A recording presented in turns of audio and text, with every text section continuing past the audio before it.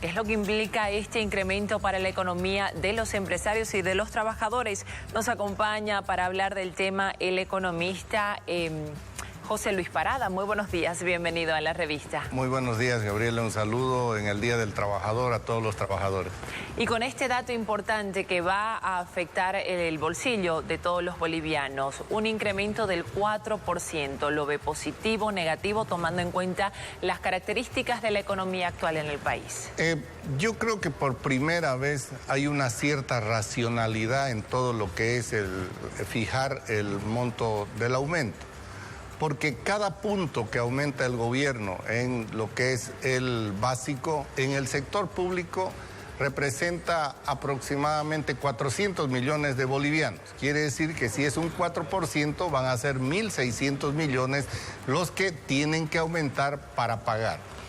En este momento en que desde el 2015 hay una desaceleración, llevamos 5 años de déficit fiscal y 4 años de déficit comercial, la economía no está nada bien.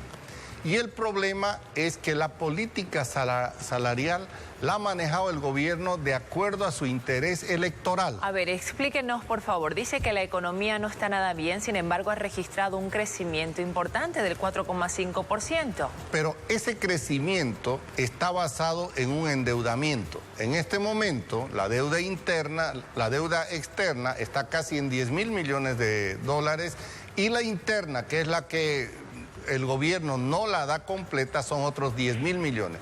Eso implica que son 20.000 millones de dólares, que representa más del 45% del Producto Interno Bruto, y ya es complicado porque todavía no hay de dónde se va a pagar esa deuda. Ahora, este incremento salarial basa su cálculo en la inflación de la gestión anterior, que fue 1,5%, si mal no recuerdo. ¿Esto es que sea tan baja la inflación? ¿Positiva o negativa en cuanto a economía? Bueno, aquí la COP, por ejemplo, no le creyó cuando dice que es 1,5, de que es más, por eso pedían 12%. No le creían al INE porque no confían en el INE. Sin embargo, cuando el año pasado el INE dijo, oiga, el crecimiento es más de 4,5 para pagar el doble aguinaldo, la COP saltó de alegría. O sea, ahí vemos el manejo político que ha habido de la política salarial. Y explico por qué. En cada año electoral, fíjese usted que el 2014 se aumenta 20% al mínimo nacional, 20%, y al haber básico 10%. Claro, fue cuando habían ingresos altos y la inflación fue 6,5%.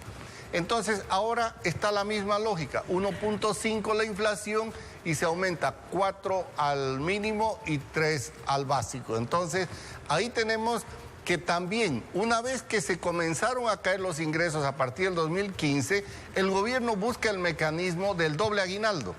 ¿Y qué implica el doble aguinaldo? Si, por ejemplo, ahora estamos en un 3 del salario mínimo nacional y un 4 del básico, si usted paga el doble aguinaldo es 8,3% de incremento. Estaríamos en el 12 que ha pedido la COP. Entonces es un manejo político de los números que hace el gobierno y ya no hay de dónde sacar plata. El déficit es muy alto. ¿Qué van a hacer los empresarios? En su momento querían que, tomando en cuenta que la inflación fue 1,5, se aumente máximo hasta el 2%. El 2,5 que ofreció hasta hace 2 días el gobierno a los trabajadores, aseguraron podría ser sostenible, pero ahora es el 4. No, no es sostenible porque en el sector público, por ejemplo, hemos pasado del 2006-2007 que teníamos 200.000 funcionarios, ahora es 500.000 de funcionarios. Y seguramente el decreto, porque ahí viene la otra jugada, en esto de la crisis, hay 4 sectores que son, entre comillas, privilegiados. Salud, educación, Fuerzas Armadas y Policía, que les aumentan sí o sí, porque en base a esos sectores es que descansa el accionar del gobierno. Pero para las otras instituciones, en este momento, por ejemplo, los municipios, las universidades, las gobernaciones, más de 350 instituciones públicas no tienen de dónde pagar este aumento. Van a tener que postergar la inversión pública. Y esta política salarial de aumento permanente en los 13 años ha ocasionado que el promedio sea 13% por año al mínimo y 7% al básico. Y estamos por encima de Perú, estamos por encima de Brasil, estamos por encima de Paraguay, donde son economías que crecen en forma real por encima y son economías más grandes que el país.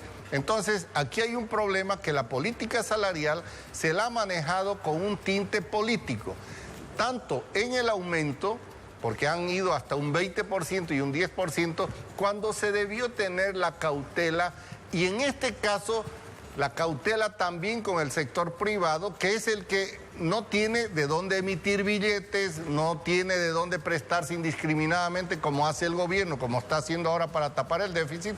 Entonces, cuando se habla de un déficit, el gobierno, acuérdese que dijo, es un déficit positivo.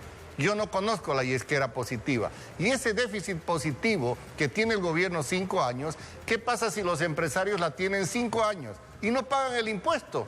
Entonces, es un tratamiento discrecional cuando la resolución 131 de 1970 de la OIT dice que toda negociación salarial debe incorporar a todos los sectores involucrados y además considerar el desarrollo económico, todo lo que corresponde también a productividad.